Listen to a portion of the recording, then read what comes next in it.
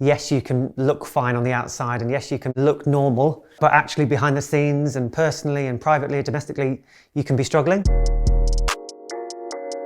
So when I was growing up in what most people might describe as the most stereotypical media upbringing. White, I was male, I grew up in Surrey, I was from the south, I spoke proper. I was obsessed with filmmaking and videoing and YouTubing when I was younger, and I'd always be editing something in my room at some time or another. A lot of people are gobsmacked when I say, oh yeah, I'm autistic and I'm gay.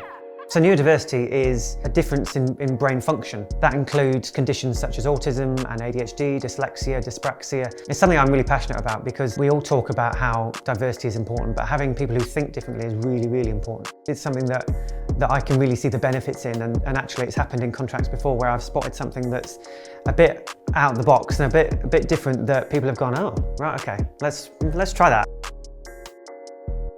Being autistic, I've obviously not been the most socially competent person, and approaching people and bringing up people and contacting people and maintaining that network that you need in the media industry has been quite difficult. I'm not very good at detecting sarcasm, so I'll be on a shoot or something and somebody will make a joke and I just have to kind of laugh along with it and I won't really know what they're on about.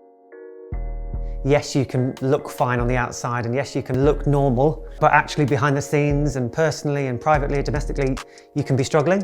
I think mental health has been something that I've struggled with when I'm out of work and when I'm chasing my next contract. That's always been really hard in the sense that if I didn't have that focus, if I didn't have that routine, I'd develop OCD.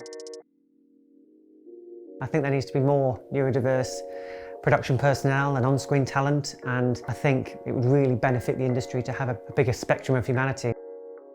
I've heard recently a few stories of people who have left the industry because they've got a disability, in some way, physical or mental. The reason is they don't feel comfortable to go up to people and say, this is my disability, or I've now developed a disability that means I can't work in the usual way. It's just educating the industry. I don't think it's an impossible thing to achieve. It seems like quite an easy thing to fix, but actually it's changing a mindset and actually putting in processes that encourage diverse people.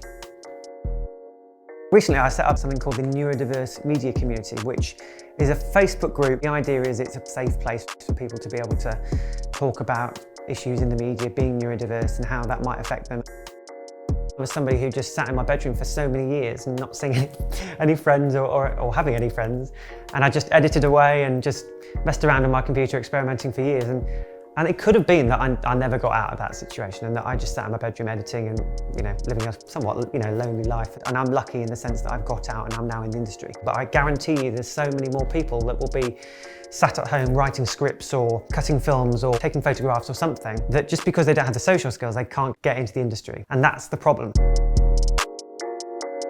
In 10, 20 years we'll look back on this year and go, wow, we've achieved a lot since then.